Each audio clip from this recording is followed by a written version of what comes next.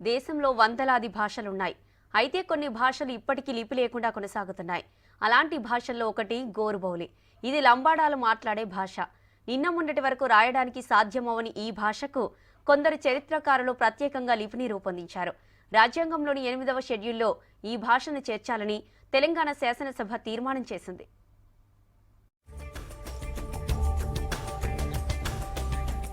గోర్బౌలి హిందీ, మరాఠీ, రాజస్థానీ భాషల ప్రభావంతో ఏర్పడిన భాష. కొన్నేళ్లుగా లంబాడాల మధ్య ప్రధాన మౌఖిక భాషగా కొనసాగుతూ వస్తోంది. సంగీతం, జానపద కథల ద్వారా తరతరాలుగా మౌఖికంగా అందరికీ చేరింది బంజారా భాష. అయితే లిపి లేకపోవడంతో ఈ భాష రచనాత్మకంగా ఇన్నేళ్లు ఉపయోగంలోకి రాలేదు.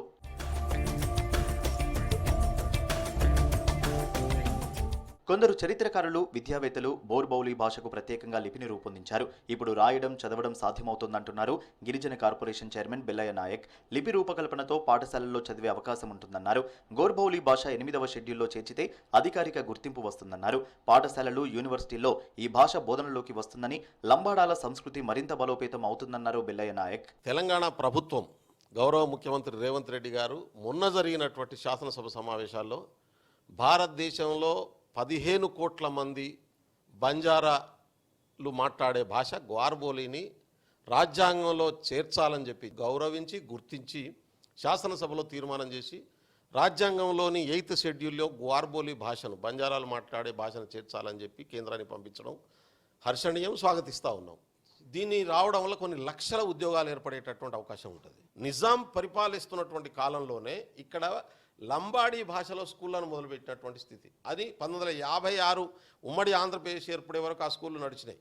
ఆ స్కూళ్ళు 56 ఆంధ్రప్రదేశ్ ఏర్పడిన తర్వాత మూతపడ్డాయి. ఒక వైవిధ్య పరిమితమైనటువంటి భారతదేశంలో ప్రపంచవ్యాప్తంగా మాట్లాడే గ్వార్బోలి లాంటి ఒక బంజారా భాషను కలపడం వలన రాజ్యాంగానికి గౌరవం పెరుగుతుంది, ఈ జాతికి ఉద్యోగాలు వస్తాయి, సంస్కృతి బతుకుతుంది, మూలాలు బతుకుతాయి.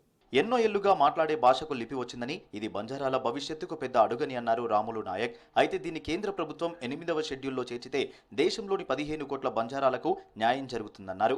ఇవాళ బంజారా భాష, గోర్బౌలి భాష 8వ షెడ్యూల్లో మొన్న తెలంగాణ రాష్ట్ర ముఖ్యమంత్రి గారు వారికి బంజారా ప్రజల తరపున చాలా మంచి నిర్ణయం. గత 70 సంవత్సరాల నుంచి పాలకులకు అడుగుతూనే ఉన్నారు, బంజారా భాషను గుర్తించాలి, 8వ షెడ్యూల్లో చేర్చాలని. ఈ దాంతో బంజారా ప్రజలకు చాలా ఉపయోగాలు ఉంటాయి.